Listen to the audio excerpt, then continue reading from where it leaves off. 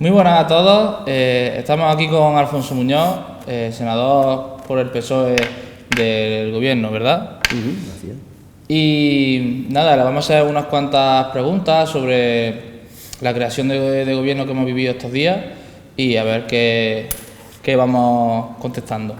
Bueno, en principio, pues felicidades por la creación del gobierno. Ya creo que hacía falta y creo que era hora ya de que se creara el gobierno.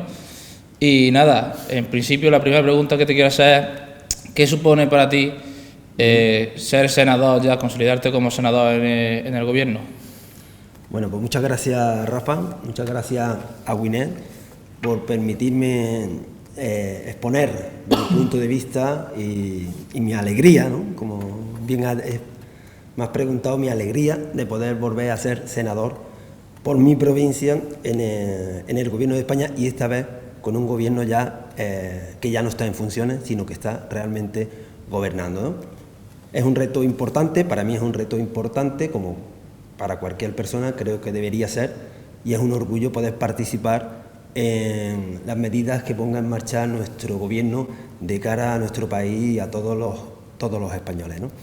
Creo que, como te digo, es un reto importante que me gustaría afrontar con valentía, con humildad, con trabajo y poniendo todo de mi parte para que estos 4 años sean los más fructíferos posibles para todos los españoles. Bueno, Alfonso, quien haya seguido un poco la investidura ha podido comprobar que el ambiente estaba bastante crispado, había bastante riña ahí, y quería preguntarte a qué se debe ese ambiente así. Bueno, efectivamente, como tú comentas, ha habido un ambiente muy crispado, ha sido una sesión bronca, y los que hemos seguido muy de cerca y desde el propio hemiciclo la sesión hemos observado esa crispación muy fuerte, ¿no? ¿A qué se debe? Pues creo sobre todo a que en principio, pues como comentábamos antes hubo la posibilidad de formar gobierno en una primera elecciones que fueron el 28 de abril y bueno, ninguno de los partidos permitió la abstención y hubo que repetir esas elecciones, ¿no? Fuimos al 10 de noviembre, hemos vuelto a sacar unos resultados no parecidos, pero sí al menos seguía la necesidad de conseguir apoyo para la investidura, ¿no? Nada más finalizar la jornada electoral del 10 de noviembre, hubo partidos que dijeron que ellos no iban a permitir ni iban que gobernara el Partido Socialista, ¿no? Eso nos llevó a tener que pedir la coalición con Unidas Podemos y necesitábamos también la abstención de algunos partidos, ¿no? Entiendo que la crispación viene porque ha habido o ha sido necesaria la abstención de algunos partidos independentistas, ¿no? Pero claro, yo entiendo también que si a algunos partidos les molestaba que tuviéramos o no, o que el gobierno recayera o se sostuviera con el apoyo de partidos independentistas, lo que deberían haber hecho esos partidos es haberse abstenido, así de fácil, ¿no? Pero no quisieron. Por tanto, le ha molestado, además, también le ha molestado algunas palabras que se han escuchado en el hemiciclo por parte de ciertos partidos, lo cual yo también entiendo que esos partidos políticos y sus representantes están ahí porque han sido votados por muchos ciudadanos. Por tanto, lo que ellos digan en el hemiciclo está respaldado por el voto de muchos ciudadanos. Entiendo que para algunos le puede sonar fuerte algunas palabras, pero también entiendo que la libertad de expresión y hay que permitirla, hay que ser tolerante, hay que escuchar todas las opiniones, nos guste o no nos guste, con respeto, con tolerancia, como te he dicho anteriormente, aunque no nos guste, es la opinión de unos partidos que están ahí porque han sido votados por muchos ciudadanos, y quizás eso a algunos partidos le haya molestado esas palabras que han sonado en el hemiciclo, ¿no?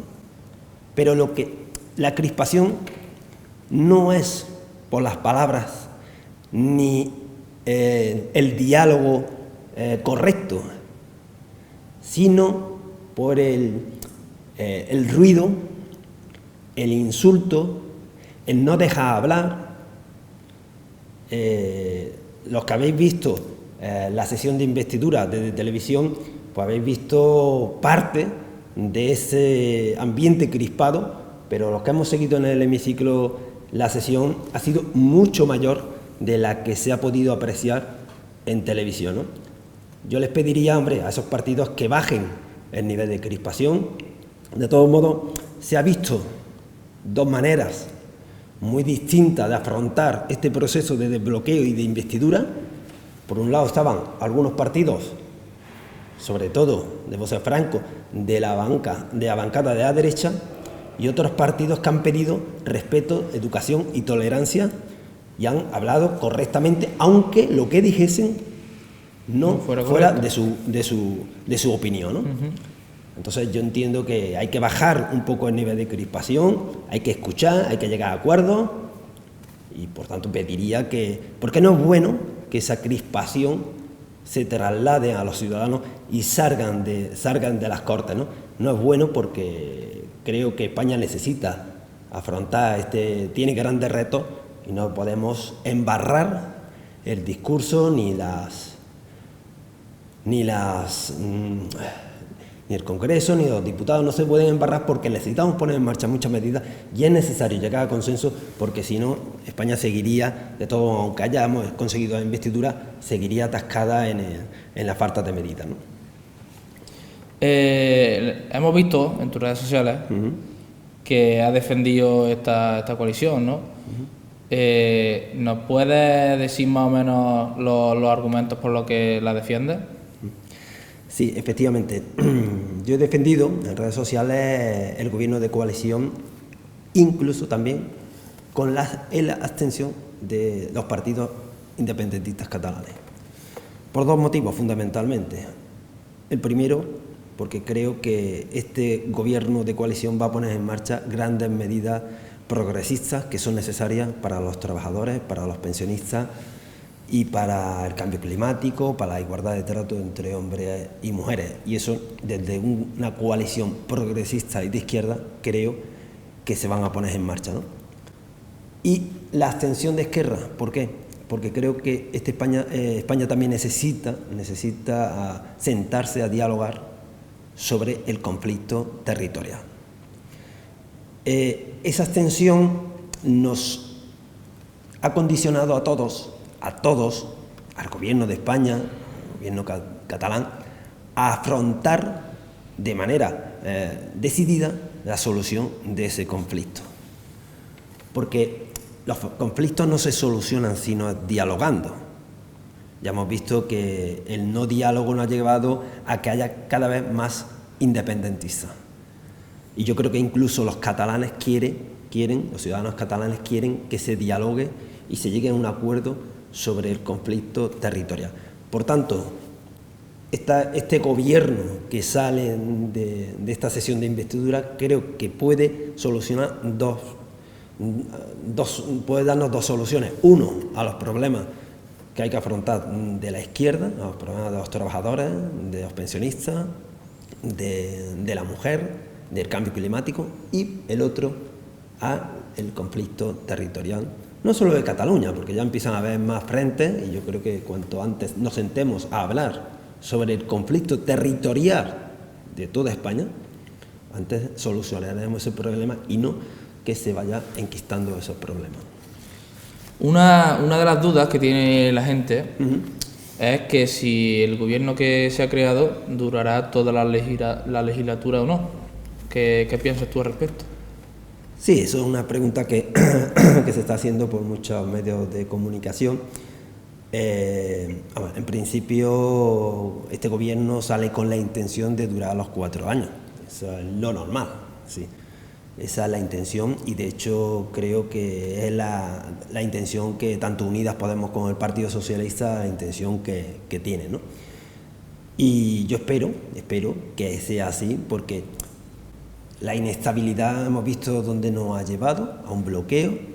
Cada vez el Congreso está más fragmentado, hay más partidos políticos, es más difícil ponerse de acuerdo y creo que es necesario 4 años de trabajo para poder solucionar muchos problemas que hay que afrontar y creo que durará 4 años. No te diré exactamente si serían 4 años, 3 años y medio, 3, pero sí creo que este gobierno no va a ser solo de un año ni que durará más tiempo, ¿eh? Creo que además es necesario y que sería bueno para todos, ¿eh? ¿Nos podría exponer algunas de las medidas que vaya a llevar el gobierno a cabo en esta legislatura? Hombre, en principio el primer objetivo que tiene el gobierno, como cualquier gobierno y más es sacar adelante sus presupuestos generales del Estado. Llevamos con unos presupuestos generales prorrogados 2 años y es necesario que esos presupuestos estén actualizados, ¿no?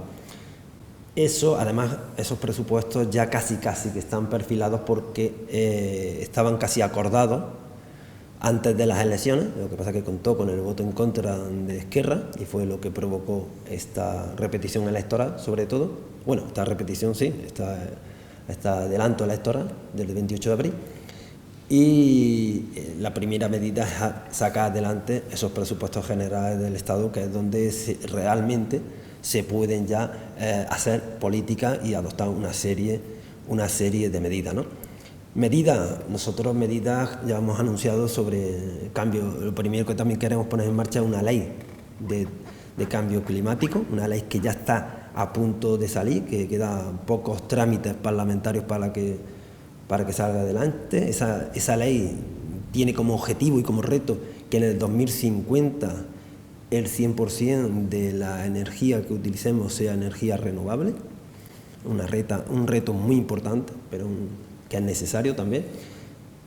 Medidas como la actualización de las pensiones en función del IPC, que no esté al albur de cualquier gobierno, sino que esté recogida legalmente y en la Constitución, que las pensiones suban automáticamente en función del IPC, y eliminar el factor de sostenibilidad a través de sentarnos en la mesa del Pacto de Toledo para que todos los grupos políticos nos pongamos de acuerdo en cómo hacer sostenibles las pensiones. También medidas como por ejemplo puede ser una ley de plásticos de un solo uso. Queremos implantar que haya una ley en la que eliminar el plástico, aumentar el salario mínimo interprofesional al 60% del salario medio, como mínimo también. Una ley sobre estatuto de los trabajadores, hay que actualizar el estatuto de los trabajadores que lleva muchos años sin actualizarse.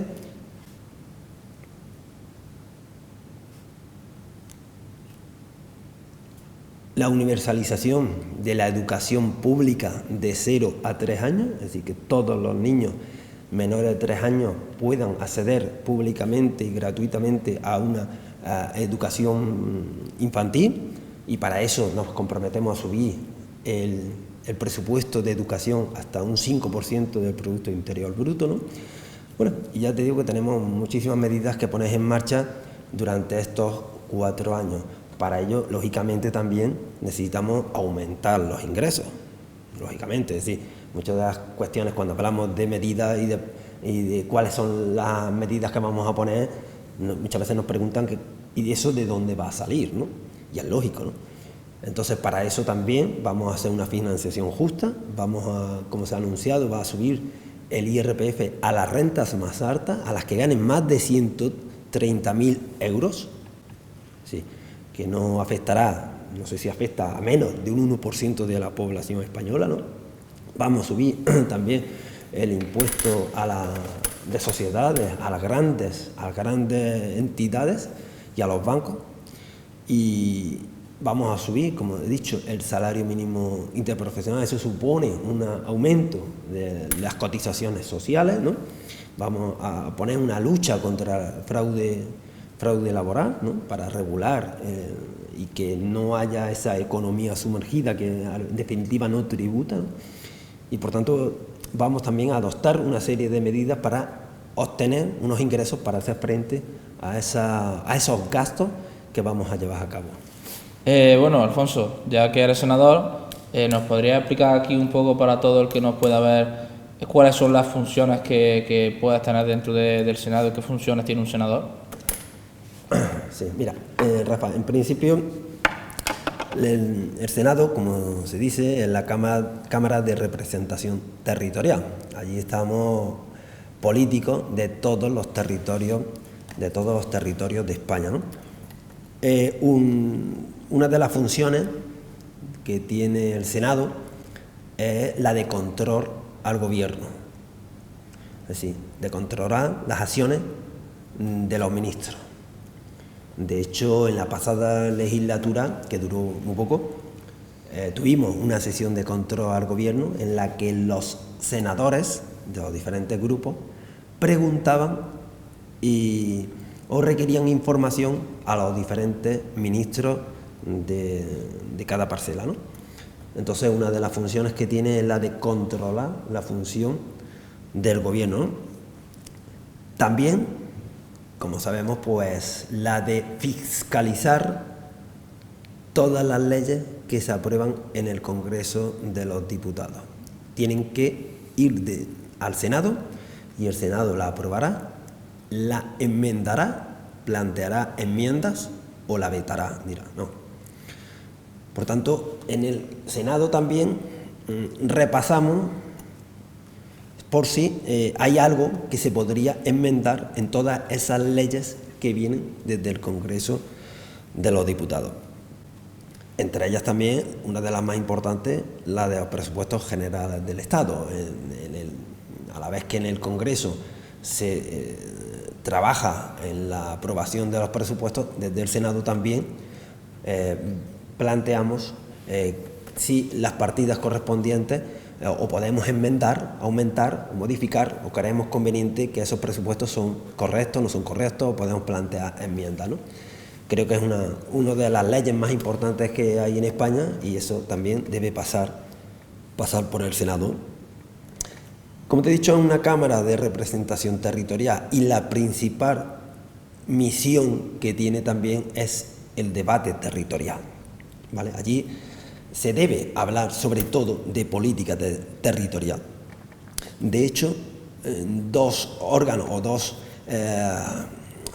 reuniones importantes que se plantean son la Conferencia de Presidentes Autonómicos, donde allí todos los presidentes exponen la financiación para su comunidad, que si le parece más justa, menos justa, o qué necesita para la financiación de su comunidad, es decir, la Conferencia de Presidentes, y el debate sobre el estado de las autonomías, también, por si hay algún desequilibrio de competencia entre una u otra, o alguna adquiere más competencia o menos dentro del marco estatal, ¿no? Y como te digo, esa es una de las funciones importantes del Senado. Fíjate si el Senado es tan desconocido que incluso muchos desconocíamos una de las leyes o medidas muy fundamentales que han sido importantes en este breve espacio de tiempo y que desconocíamos, como ha sido la aplicación del artículo 155. La aplicación del artículo 155 mana del Senado, no del Congreso. Es el Senado la que aplica ese artículo. ¿Por qué? Porque, como te he dicho, es una Cámara de Representación Territorial y todo lo que tenga que ver con las autonomías debe tratarse en el Senado. Es decir, y en caso de que una comunidad atente contra el Estado, el Senado y el Gobierno aplica medidas para que eso no suceda. Y eso, fíjate que es tan desconocida las funciones que tiene el Senado, que eso precisamente sale del Senado. También en el Senado se nombran se nombran miembros de diferentes órganos importantes, como es del Tribunal Constitucional, miembros del Consejo General del Poder Judicial, del Tribunal de Cuentas, el Defensor del Pueblo, conjuntamente con el Congreso de Diputados. Es decir, que el Senado tiene unas grandes funciones. Lo que pasa es que hasta ahora, pues bueno, todo el foco mediático está puesto en el Congreso, más, bueno, lógicamente más en estos días, pero en el día a día también, ¿no? Y hombre, a mí, como senador, una de las misiones que me he propuesto también es dar a conocer lo que se hace en el Senado, el día a día del Senado, las normas que se aplican en el Senado, cómo funciona el Senado, y hombre, un poco acercar y abrir las puertas del Senado a los ciudadanos, y en este caso pues también a los ciudadanos a los que yo más cerca, de los que yo más cerca estoy, ¿no? De hecho, una de las cosas que me comprometo, y me he comprometido con algunos ciudadanos, es que una vez que ya tengamos el gobierno y esté todo un poco más estable, una de las cosas que me comprometo es que todo aquel vecino, y de hecho plantearemos a ver de qué manera podemos hacer unas excursiones al Senado, y si hace falta también al Congreso, pero primero al Senado, que es donde yo estoy ahí representando, y de idea que yo quiero un poco defender su valor, ¿no?, el Senado, y hacer una excursión al Senado para que todos los vecinos conozcan el Senado de cerca, porque es una cámara preciosa, un palacio precioso con unas obras de arte impresionantes y con una historia de España muy importante, ¿no? Y me gustaría que todos los perabeños compartieran conmigo el poder venir, aunque sea ese día, a una sesión de la Cámara Alta, ¿no? Bueno, Alfonso, para terminar con la última pregunta, quería preguntarte qué es lo que va a cambiar a partir de ahora aquí en España. Hombre, en principio ya tenemos gobierno, que ya eso nos permite un poco pues pasar de estar en funciones, estar en el bloqueo, a poder, por lo menos, ponerse en marcha medidas, ¿no? Y que ya por lo menos puedan funcionar el gobierno que ya no esté en funciones y pueda poner en marcha medidas de acuerdo con lo que se acuerde en el Congreso de Diputados y eso, y por lo menos ya descongestionar y desbloquear esta situación que ya era un poco, si me lo permite, entiendo que era cansina para los ciudadanos, pero también entiendo que también era cansada para los que estábamos allí, porque nos encontrábamos que queremos trabajar y estábamos en un bloqueo, un bucle, como has comentado, que no despegábamos, ¿no? Ya por lo menos vamos a despegar, ¿no? Lo que debería cambiar también, creo que la crispación, como te he dicho antes, debe cambiar, debemos ya dejar al margen algunos asuntos, ¿no? Y centrarnos en el diálogo, en sacar adelante todas esas medidas que hay que poner, porque son importantes, y sobre todo también España debe ponerse al frente del cambio climático. De hecho, yo creo que, aun estando en funciones, la ministra ha hecho un buen trabajo trayendo la cumbre del clima aquí a España, y creo que eso nos ha situado como un país importante sobre la lucha del cambio climático. Tenemos un país que es rico en energía solar y que debemos aprovechar esa energía solar, y creo que eso también es importante.